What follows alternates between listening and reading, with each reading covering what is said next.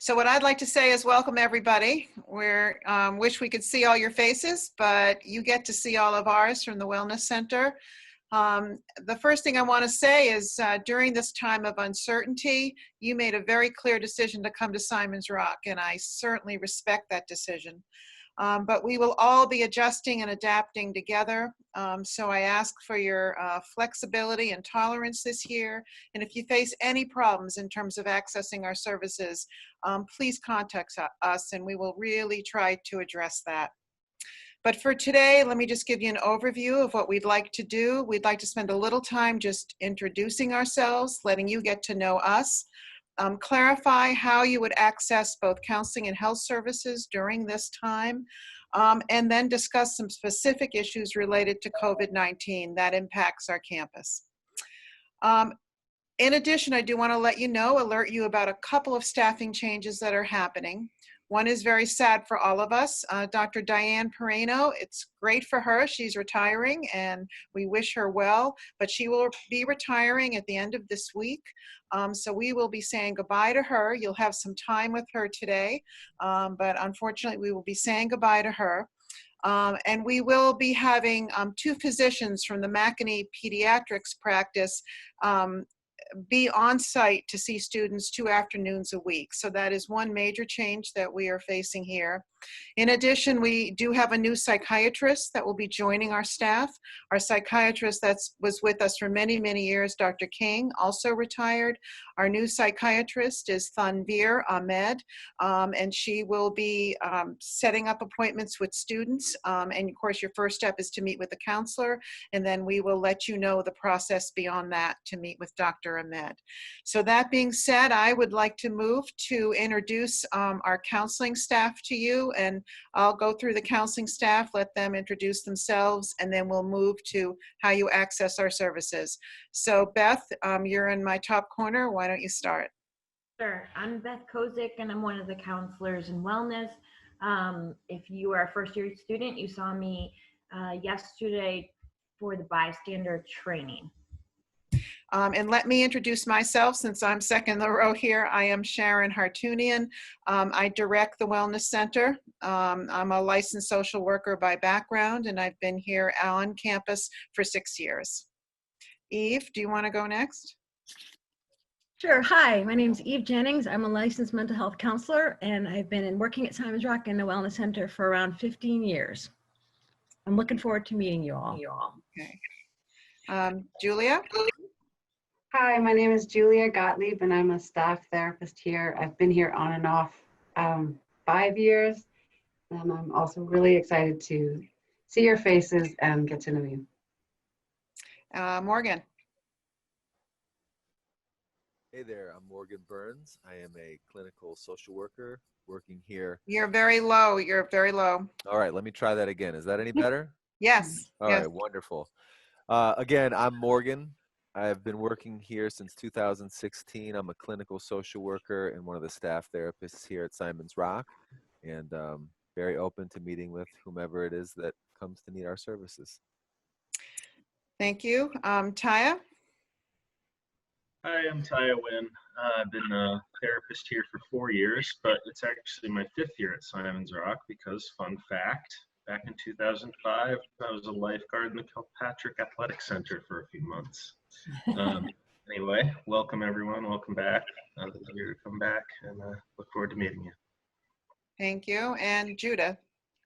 Hi, I'm Judith Wynn. I'm one of the many therapists in the Wellness Center. I'm a clinical psychologist, and I've been at Simon's Rock for about 40 years. Okay. And should I talk now about? Yeah, so we're going to now move to just giving you an overview of how to access counseling services. What about the nurses? We're going to move to health after counseling. Okay, we're going to start with counseling, then we will move to health. Thank you, though, Taya. So, Judith, take it away in terms of accessing counseling services.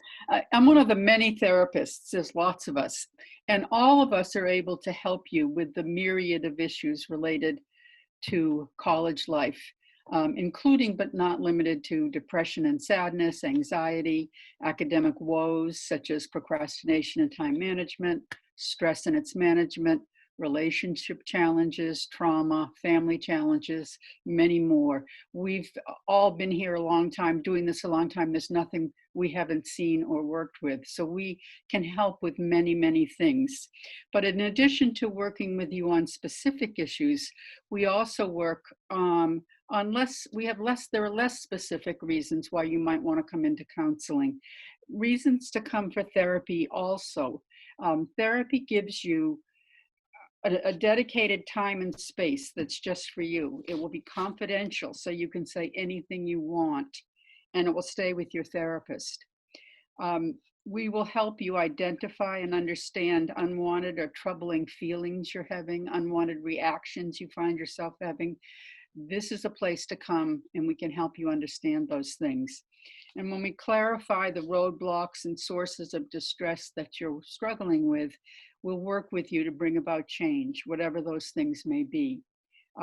Now is a great time to make small and large changes in how you see yourself and how you interact with others.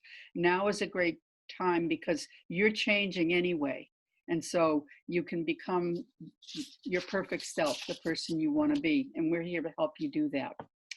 So how do you make an appointment? Well, you go to the Wellness Center webpage, and you will receive an email that will tell you how to get to the Wellness Center webpage. It explains how you get there. It's a little, it may not be, it's not really hard, but there will be an email that tells you how to get to that. And once you're on our webpage, then you click on the link provided for counseling request form, submit the form online, and then you'll receive an email with an appointment time that should match up with your request form. And the email will give you the specifics of when you will meet and how to connect for the first session. So we look forward to meeting you and to helping you adjust to college life, deal with any challenges that exist or arise, and have the balance and the calm in your life that will enable you to get the most out of this amazing experience that you're about to have. Okay. Thank you, Judith. So let me clarify one thing. I'm going to move right to Morgan. In terms of connecting to us for counseling this year, our sessions are going to be telehealth. So when we send you that email with the appointment time, there's going to be information in there as to how to connect with us on the day and the time of your appointment. But Morgan is going to talk to you about telehealth a little bit more. So Morgan, take it away. Yeah, so telehealth, it's a thing, right? sound. In this kind of complicated world that we live in now, we're all shifting and adjusting in ways to meet the needs of everybody. One of those is telehealth. I've been doing telehealth for the last 6 months, and the platform that we're going to use is a HIPAA compliant, confidential space where we meet here. You're going to get a link from the therapist to follow at the time of your scheduled appointment. There's an electronic waiting room that you're going to be greeted by one of us, whomever that might be. It's very straightforward. Probably the older we are, the more difficult it becomes. But I think that this class and the students are, of course, tech savvy, and I think all of our goals are to transfer this meaningful process and space that we can provide you to partner with each of you and create a workspace to address many of the things that Judith referred to prior, and whatever comes up. I think all of us have the experience and the intention and hope to bring to this space, even if it is in a little box. We'll be here waiting for you, and we'll perfect this new craft together. Thanks. Thank you, Morgan. Should we start over? And welcome, students, as you come in. I see that you are coming in right now. You may have missed the beginning of our talk. Counseling Services, we just introduced ourselves and just did a little overview of our services, and mentioned that in terms of requesting a counseling session, you do want to go to the wellness page on the website. There's a counseling request form. If you fill it in, submit that form. Starting next week, we'll be scheduling scheduled counseling sessions, and you'll have all the information in the email that we send you in terms of how to connect. And Judith and Morgan just reviewed some of those protocols. So now I'm going to go to Eve Jennings, one of our counselors, who's just going to talk to you about if you feel you're in a crisis or in an urgent situation during this during the pandemic time. Go Hi, ahead. everybody. Welcome to Simon's Rock. I'm Eve Jennings, and before I worked at Simon's Rock, I worked for a local crisis team. So today I'm just going to talk to you briefly about how to access our crisis services if you feel like you're in a mental health crisis. The first step is go to an RD or campus safety. You'll speak with them, and or campus safety. You'll speak with them, try to, figure out what's going on, see if they can help. If they feel that at that point they need to access us to be speaking with you, they will do that, and we'll speak to you by phone. This is the same for daytime, nighttime, weekends.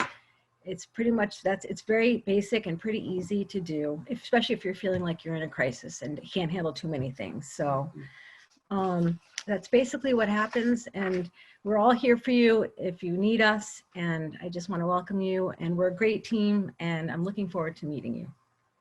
Right, and the change from what we would normally do before the pandemic is that if you were feeling you were in a crisis or had an urgent situation while we were open from 9 to 5, you could walk in.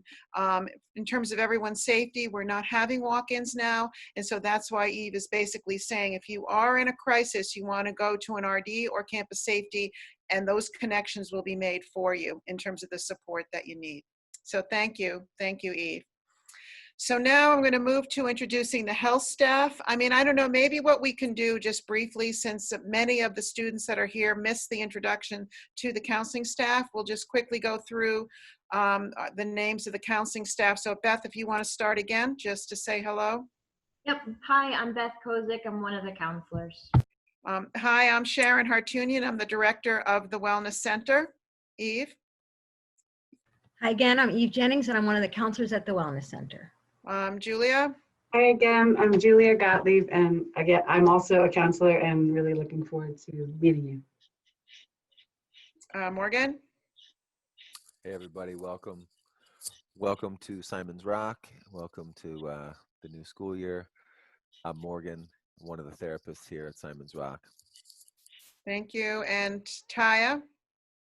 Hello, my name's Taya. I'm also one of the counselors at Simon's Rock. Nice to see you. Thank you. And then Judith. And I'm Judith, one of the therapists at the Wellness Center. Okay, thank you all. So now we will move to the health services team and introduce you. I'm going to go on the top row. So Pat, if you can introduce yourself first. You're on mute, Pat. I'm Pat Lonano, one of the registered nurses here at Wellness, and starting my 3rd full year here. Thank you, Pat. And Priscilla, you're on mute. You have to unmute.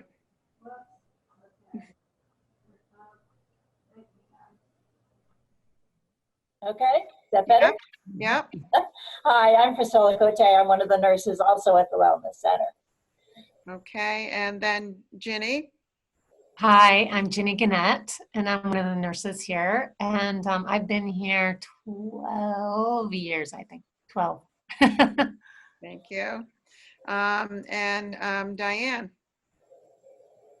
Hi, I'm Diane Pereno. I'm the campus doctor this week. Those of you who weren't here at the beginning, I'm retiring August 31st, and there will be a couple of doctors from a local pediatric practice who will be coming in 2 afternoons a week to see kids. But for now, it's me. Thank you, Diane. And Allison, you want to introduce yourself? Hello, I'm Allison. I am the front office person, and you will be speaking to me if you ever call in. And hopefully someday you'll be able to walk in and I can say hi to you that way. Okay, thank you, Allison. So I'm going to turn it over to the health services staff now so they can talk to you about how to access health services this year. Hi, so again, my name is Ginny, and I'm one of the nurses in the Wellness Center. And we are open from Monday through Friday, 9 to 5. But unlike, as everybody's been saying, unlike other years, we are not taking any walk-in appointments. So if you're having any issue either with your acute health or things that have been going on for a long time for you, if you have medication needs that you want to talk to us about, we're going to have you first call up to the Wellness Center to make an appointment. And actually it'll go through a nurse. So when you call the Wellness Center, Allison will explain the information she needs from you, but you're basically going to then get to speak to a nurse, and we'll figure out when the appointment needs to be and with whom and in what version it will take place. As both Sharon and Diane mentioned, starting next week, McAnee is the medical practice in Great Barrington that is going to be working with us, and they will be here on Tuesday and Friday afternoons. So that if you need to be seen by a physician, you can do that on campus on those afternoons. We'll put you in their schedule. They will also see students in their office if something is going on and you need to be seen and it's not one of their days. So we will arrange with you anything that you need to have taken care of. So just call us or email the Wellness Center, and you will end up speaking to a nurse, and we'll just help you with whatever you need to get from there. So we're really looking forward to meeting all of you, whether it's in person or on the phone, or as Allison said, eventually maybe walking in. Yeah, so thanks for listening. Now I'll have Allison explain when you give us a call what to look forward to. When you call here are the basics that I need. Your name, your ID number, the phone where we can reach you, whether it be a landline in your room or a cell phone number. Brief bit about your symptoms. I think I have a cold, I stubbed my toe, something like that. You don't have to go into lots of detail. It just gives us a direction. And then also I need a time block where we can reach you during the day from 9 to 5 so the nurse can call you back. So I'll speak to you, or you'll be leaving a message, or you'll be emailing me with all that information. Then goes to a nurse, and then you'll get a call from a nurse. Okay? I want to mention one more thing. In a couple weeks, all residential students and some day students have the student health insurance. You'll be getting your cards in your mailbox. Tuck those in your wallet. You'll need those at some point if you see somebody off campus, and that's where they should always live. Okay? Thanks. Thank you. So who's Oh, next who's from health? You want me to, I can go. I'm just gonna speak briefly about prescription transferring process. So hopefully when you all pack to come here, I know the packing instructions recommended bringing 3 weeks worth of medication with you, of any prescription medication.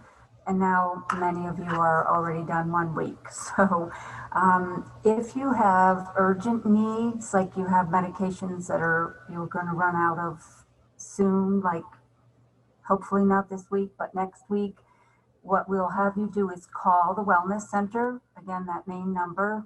Allison will take your information, and then one of the nurses will most likely call you if we can reach you by phone, or email you to make the connection and explain how we can transfer prescriptions.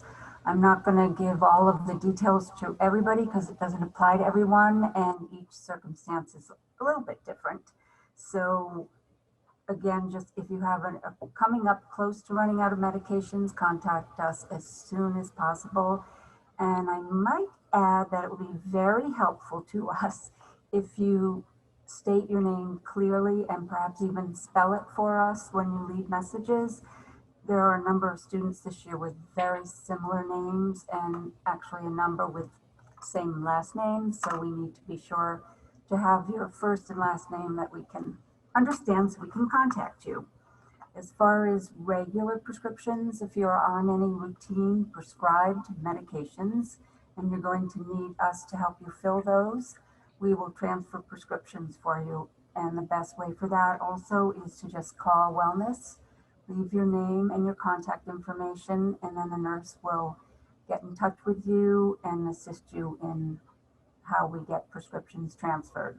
When we are involved in the prescription process, all medications get delivered here to the Wellness Center, and then we will send you an email that your medication is ready for pickup. So the best thing really for everyone is if you have any medication needs or questions, just give us a call and one of us will be happy to call you back and help you out with that. Okay. Thank you, Pat.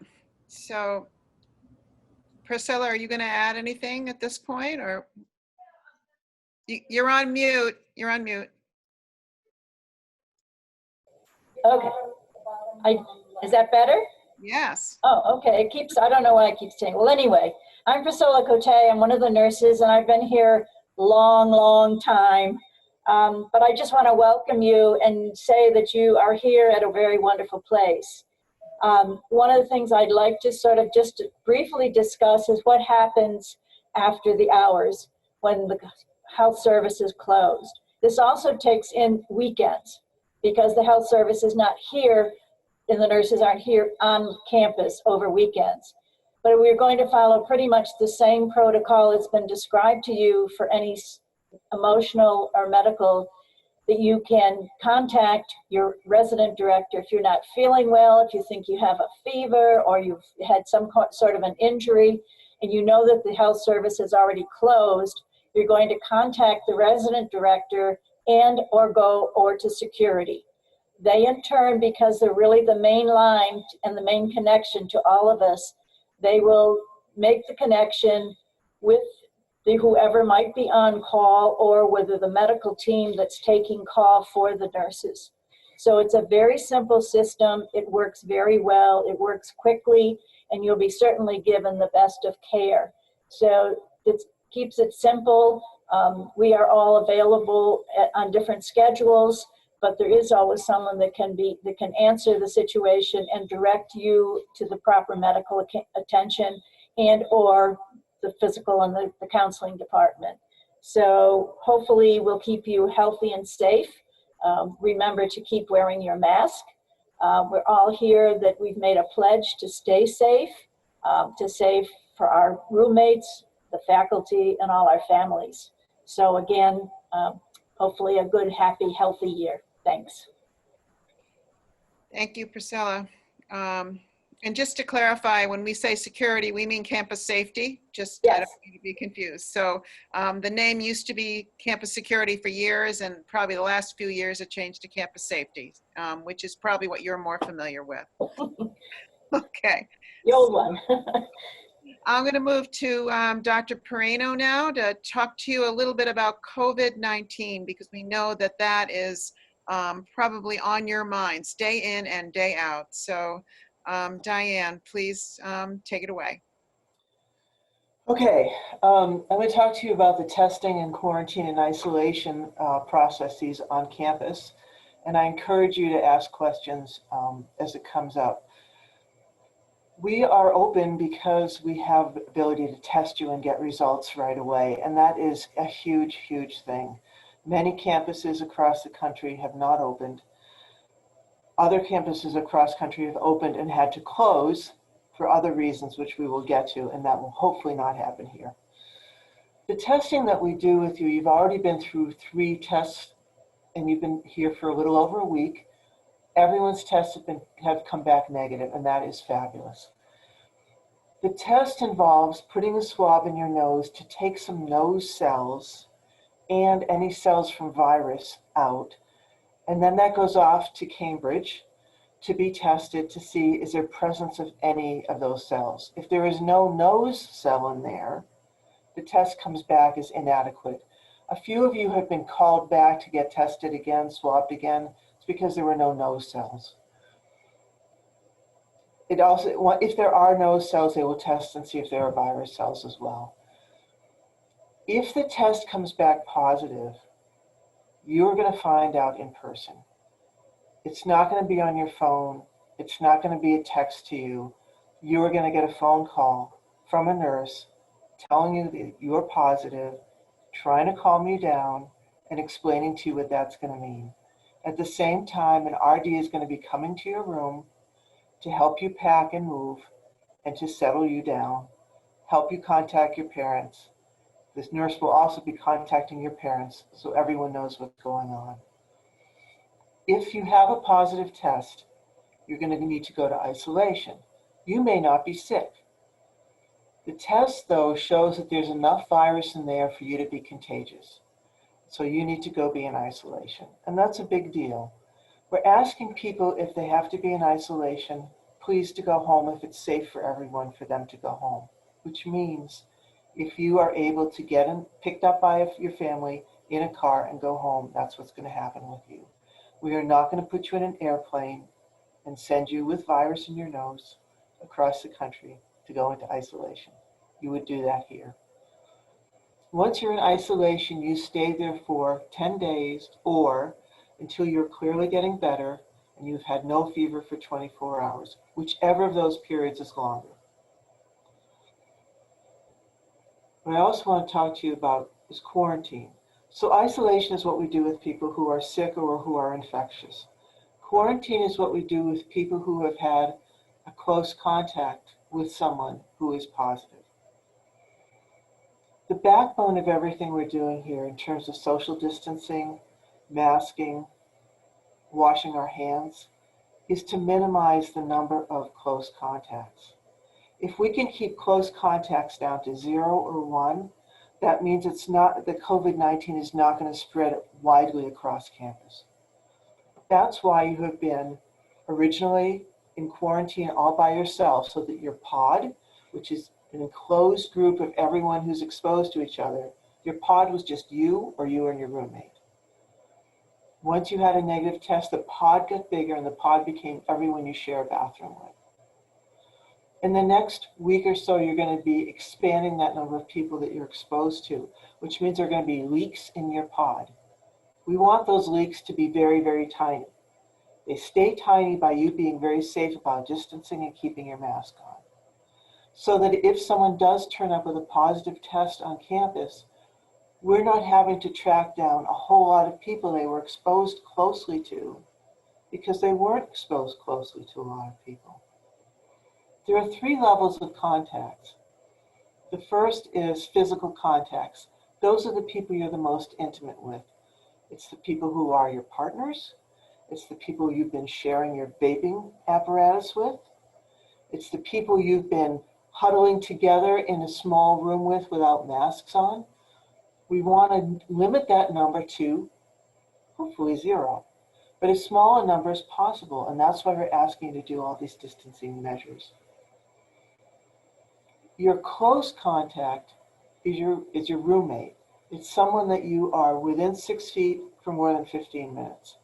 Again, we don't want your friends to be your close contacts. We want only your roommate to be your close contact. Because if someone is positive, we don't want to be hunting down 6 or 8 or 10 other people who are their close contacts, and then potentially their close contacts if those people become positive. Then there are the proximal contacts, which are the people that you are in a much bigger space, 6 feet apart, but for a long time, like your classrooms. We don't think the people who are your proximal contacts are at risk.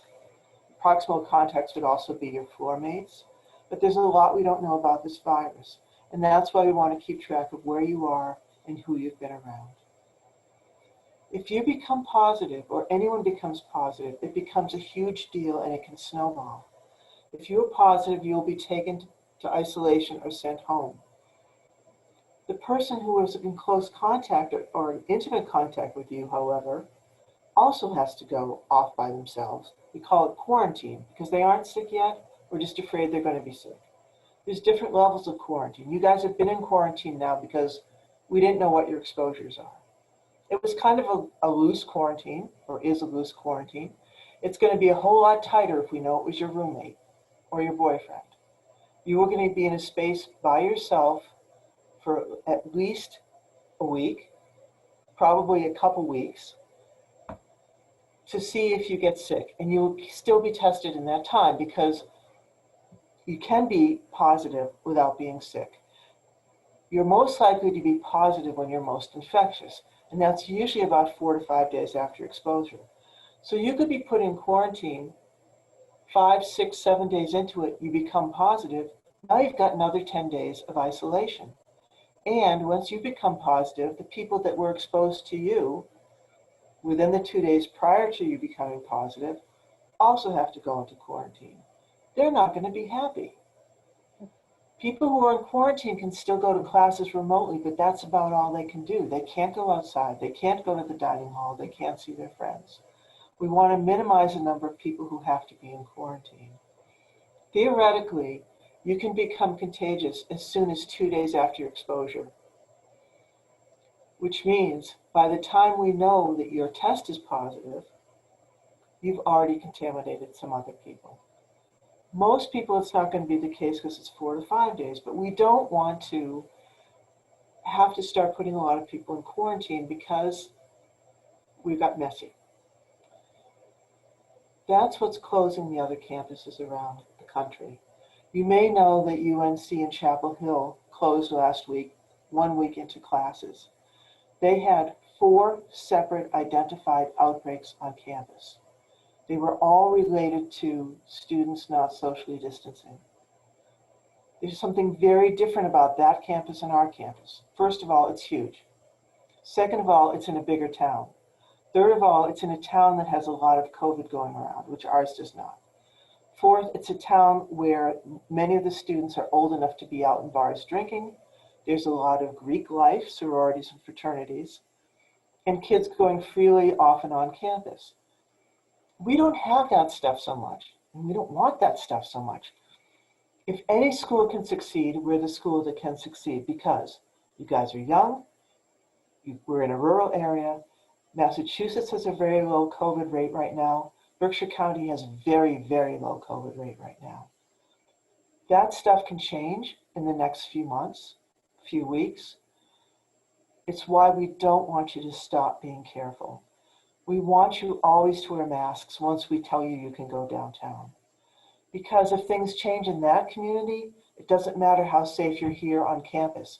If someone brings it onto campus, then everyone becomes at risk.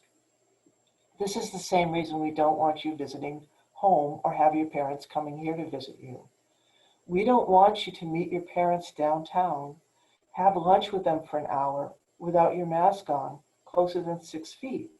Your parents may be very, very nice people, but they may be coming from an area where there is COVID exposure that they may or may not be aware of. Whether you're contagious with COVID has nothing to do with how nice you are, or how well you know the people that you're around, or whether you look like a good person. So you have to assume everyone could be giving you COVID-19, and you have to be careful. Around that, I want to talk about respecting the community around you. It's not all about you. The mask that you wear is not so much to protect you. It will protect you some. It's mostly to protect the people you are talking to or being in a space with. It's to keep your own germs inside and to yourself. You may be a fairly healthy person, or you may be a person who doesn't care about getting COVID. You should be a person who cares about getting COVID because anyone, no matter how healthy they are, can become devastatingly ill or die from it. But you don't know what the people around you are facing. You don't know if they have an illness that makes them more prone to become very sick. They may have asthma. They may have some kind of immunodeficiency. You don't know what their life is like outside of the interaction you have with them. Your professor may be fairly healthy and have a spouse who's very ill, or have an aging parent who's ill that they have to care for. Out of respect for them and their family and their contacts, you need to wear your mask. None of us want to be the police. Like your parents, we actually don't like nagging you or yelling at you. It's hard to believe because we do it so much, but we don't like it just because we're good at it. We don't want you nagging and yelling at people either. Please kindly remind people, if you see them without masks, that it would be safer for everyone if they would wear a mask, and you would feel safer if they would wear a mask. Please know that this is a community commitment. It's not that the RDs are going to be enforcing anything. There's not going to be masked police. Everyone is going to be reminding everyone when we forget to wear our masks and not to stand too close, to wash our hands. with that, I'm going to ask if there are questions about that. We actually have some questions coming in. Okay, I'm going to look at the chat here. They're actually in the Q&A, if you can see that. Is So there? is there a contact tracing app for masks that we can download? There is not. So I think what you're talking about is there are some apps that will tell you how close you've been to, but it's on your cell phone. It tells you how close you've been to someone else. And if they turn out positive for COVID-19, it will somehow ding you. We don't have anything like that here. There is contact tracing through the Department of Public Health. If there is a positive on campus, we'll do some degree of tracing, but the bulk of it's going to fall to the public health person. When in phase 3, do we still have to wear masks since everyone cannot leave campus or come in and everyone is negative? Yes, you do have to wear masks because that's not true of everyone on campus. It's true of the students. The faculty and staff are in and out of campus all the time. And there will be naughty people. You are not allowed off of campus. That does not mean people will not go off of campus. We hope that they do not, but there will be people who are sneaking off. Have you had any positive results yet with the second or third for some, first for some tests? We've had no positives. So we have all the results back through Monday, which includes the first testing of the returning students and first testing for the last of the faculty and staff. And this is hugely good news. What that means is that they did not have it when they left home. It doesn't tell us that they didn't pick it up in an airport. So I'll feel a whole lot better when the second and third tests come back for everyone. But so far, this is excellent. It's so excellent, I was wondering if there's actually a problem, that there's something wrong with the test, that it's not working. We just had a meeting with John Weinstein, who assures us that there are other colleges using the same system that have had positive tests. So we know the test works, and we know that you guys were really, really well behaved before you came here. So congratulations to you. How do you deal with false positives is the next question. The way this test is set up, we believe there are no false positives. It's a very, very, very specific test is what it says. It will not pick up a positive unless something was truly there. The bigger issue is, are there false negatives, which is, are there people with virus that we have missed? It's supposedly quite sensitive too. However, if you have a very low virus count because you are in the process of becoming ill, you may come back negative. Your next test will likely be positive, which is why we're continuing to test people through the semester. Anyone can be tested on any day, and that's key. So if your roommate tests positive and we do not have another testing day for another 6 days, we're going to test you immediately, and we will get that test result back within 24 hours. Likewise, if anyone gets symptomatic of COVID, they will be tested immediately, go into isolation until we have a result for them, which again should be 24 hours. Hi, thank you so much for making all of this so clear to us. You are very welcome. Are there any particular reading and resources that you could point us towards about COVID transmission? Yes, I will dig them up and I will send it to you. I did send everyone something called, I think it went out as COVID-19 vocabulary. I did also send an email out about first test came back negative, so we're good, not yet. Look at those things, but I'll put something together in the next day or two and send it all out for you again. If I am in-state student, does that change anything about meeting family in town? I'm going to leave that to the administrators, the provost's office for that. I don't think so. Again, because you're really having lunch with the people your family have had lunch with the people they've had lunch with. It's hard to know, even if you've been careful and your parents have been careful, that everything is okay. So I will leave that to John and Sue.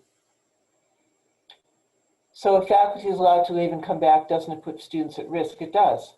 So the faculty and staff are not to travel out of the immediate area without filing a travel plan, and then that will lead to a quarantine plan for them. We are trusting them to be safe as adults and hoping that students are safe as adults as well. But we can't ask the faculty and staff not to go home to their families. I'm going to turn the next one over to Sharon, which is I've heard that all therapy appointments are online for now, which completely makes sense. But is there a safe place we can go to have our meeting alone if needed? Good question. So we have asked campus administration about this to see if we can designate some spaces on campus where a student could sign up and have some privacy. I do not have an answer to that yet, but we are inquiring about that.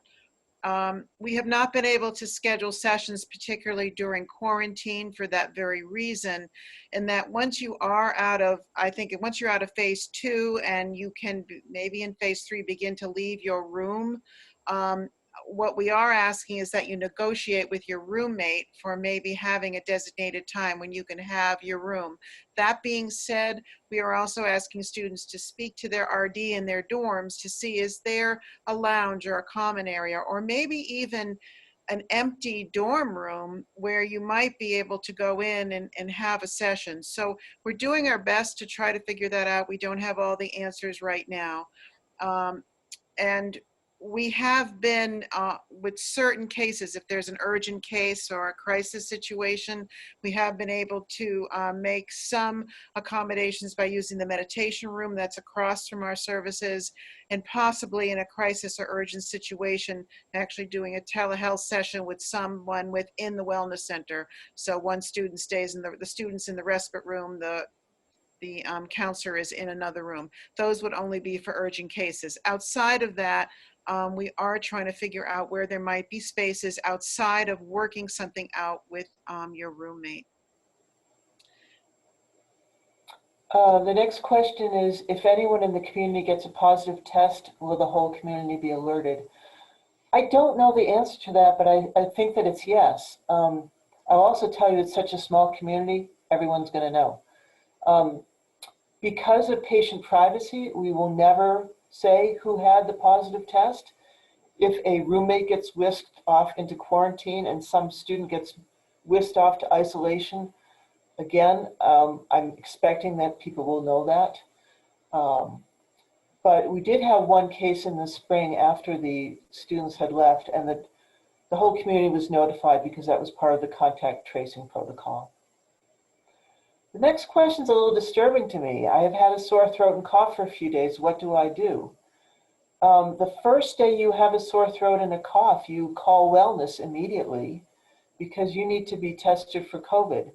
If you were tested in those last few days, we feel better, but as soon as we finish with this meeting, you're going to contact your RD, and you're going to call wellness at 528-7353, and we're going to sort this out with you because it's a big deal. What is the immediate emergency protocol if COVID cases surge with a major outbreak and campus needs to be shut down? I don't have it memorized, but there is one. It's part of our emergency alert level protocol, which is probably buried somewhere on the website. But in the short version is you should be prepared at all times to pack all your belongings so that you can exit campus if need. We had to do this in March, so we've done it before. This is one of the few things about COVID we're actually good at. So we would get everyone into quarantine until they could leave campus. What precautions will we take to ensure that day students aren't traveling on their own time? People will say that they didn't, but you know there is no guarantee. There is no guarantee. Again, we're trying to ask people please to be mature and careful and respectful of other people. The day students are less at risk to you than the people you live with. The day students are not allowed in your dorms. And that's the reason why they're not allowed in your dorms, because we can't know what their exposure has been. So you should not be any more exposed to the day students than you are to your faculty and your staff. We're supposed to take our temperatures daily. How do you find your baseline temp if it's not 98.6? Well, if you're taking your temperature every day, you know your baseline temperature. Most people, it's not 98.6. I'll give you a little fascinating medical fact. 98.6 is a high temperature for baseline. It's left over from long, long ago when baseline temperature was established and people had terrible dental care and oral hygiene. And many people had low-grade infections in their mouths, so their mouth was warmer than current mouths are. But if you're over 100.4, that's no one's baseline. You need to be calling us. People your age do not get fevers very often. Well, they don't get fevers as part of COVID as often as older people. It's the other things you're going to see, like the aches and pains, loss of sense of smell or taste, or cough. Are you giving day student families specific guidance on what to do? Absolutely. Okay, faculty allowed to leave to see their families, but students are advised not to.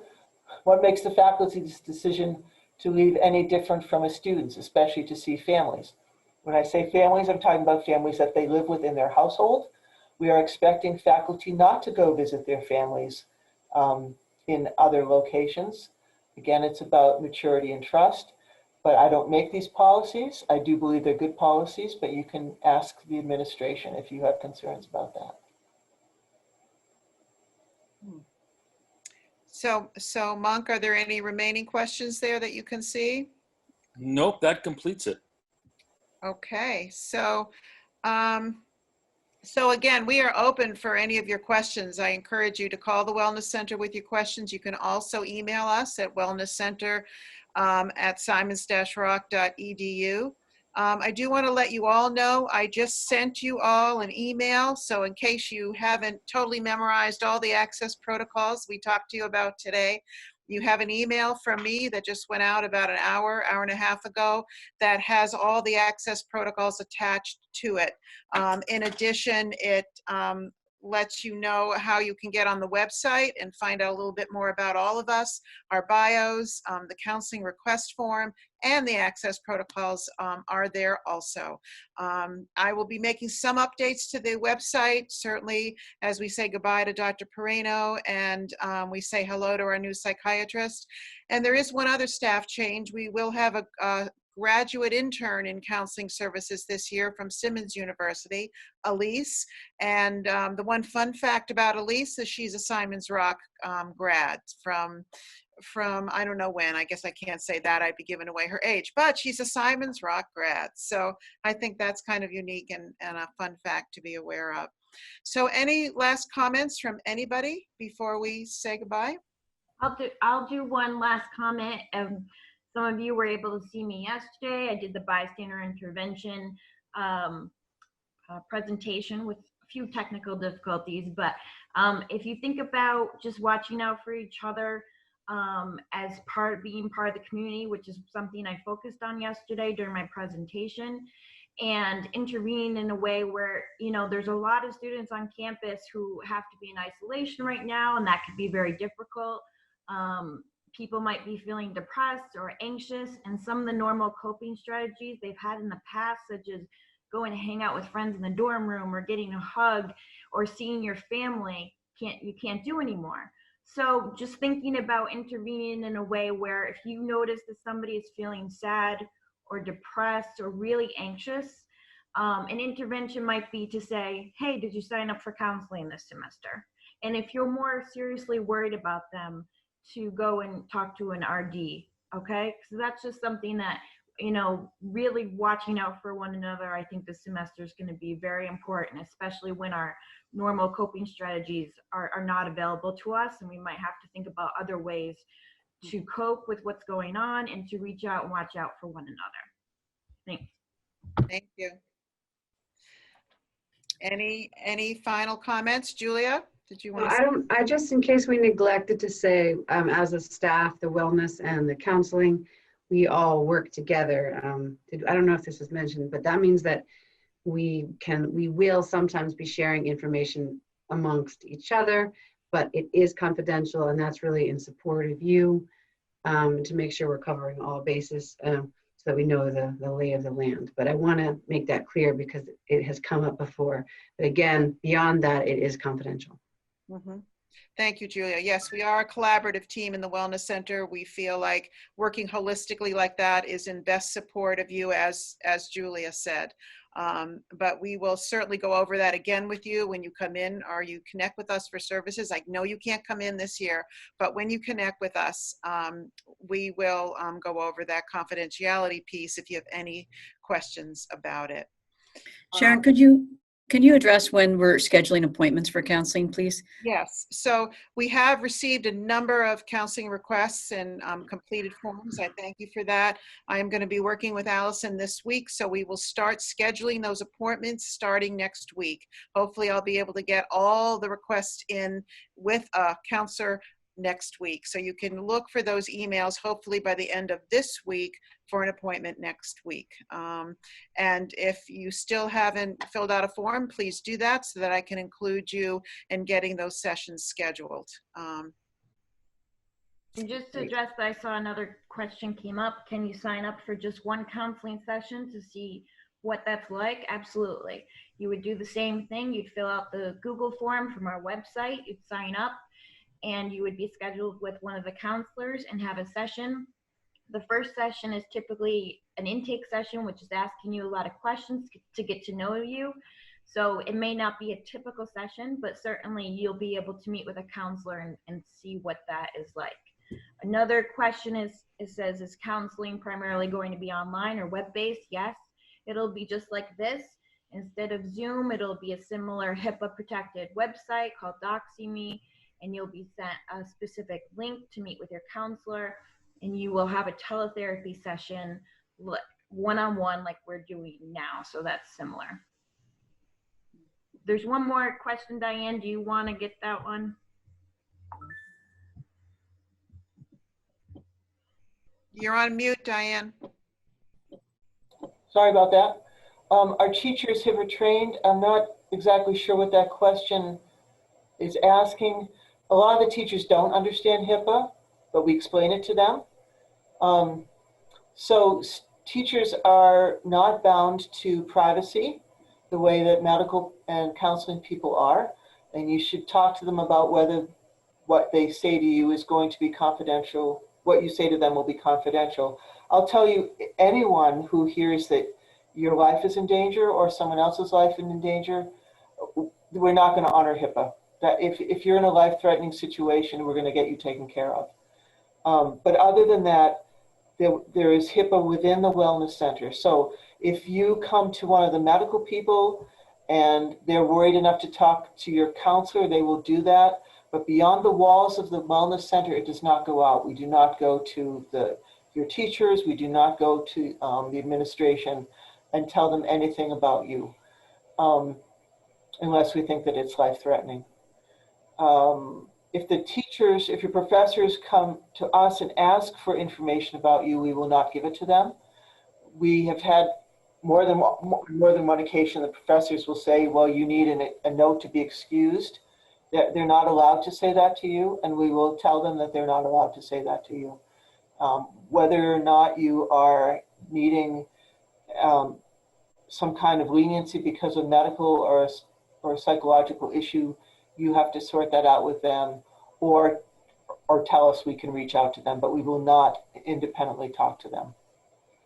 There's a question, is day student testing on a particular day, or is it flexible? It's not supposed to be flexible. You should have been told what days to come for your testing in the first 2 weeks. After the first few weeks, everyone will be tested on Tuesdays. And that's because there's a runner to Cambridge. So they all have to be batched. We can't be sending stray tests all week long. The next question is, or faculty. I don't know what that means. The next one is for someone in counseling. If you have preferences for which person is your counselor, can you request them? Absolutely. The answer is yes. Please do.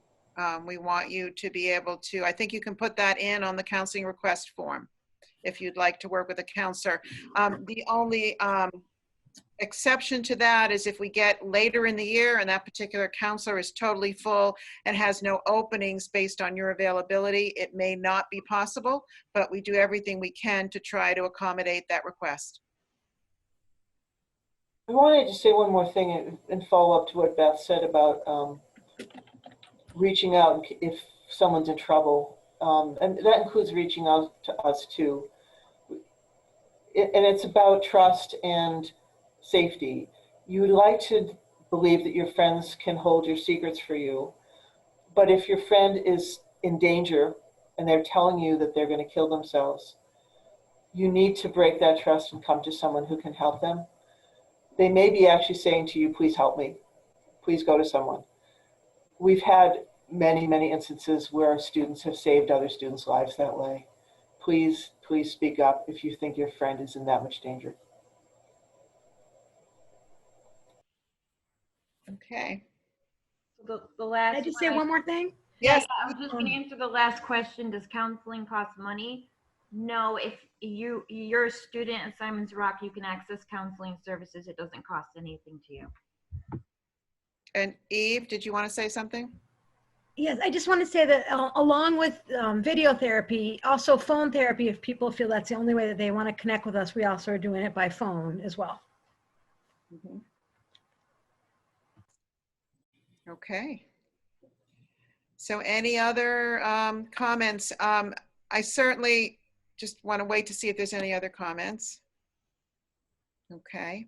Also want to thank Monk, Shane Leiden. Thank you so much for supporting us here. It really made it easier for us to go through this process. Like I said, we're all learning all these systems ourselves. So any technical support we get is very much appreciated. So thank you. So with that in mind, I think we will leave you for today. Certain questions may come up for you, and feel free to reach out to any one of us or just call the Wellness Center and we will connect you with someone who can talk with you further.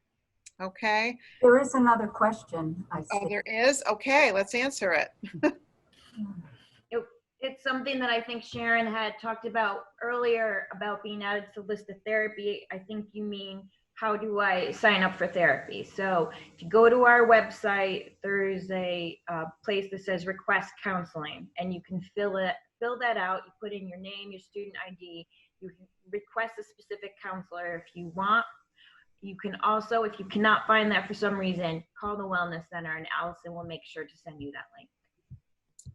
And you did just get an email from me, Sharon Hartunian, today with information about those connections. So you can also refer there. Okay. Thank you, everybody. If you have a fever and a cough, call us. Call us. Okay. Bye-bye. Nice being with all of you.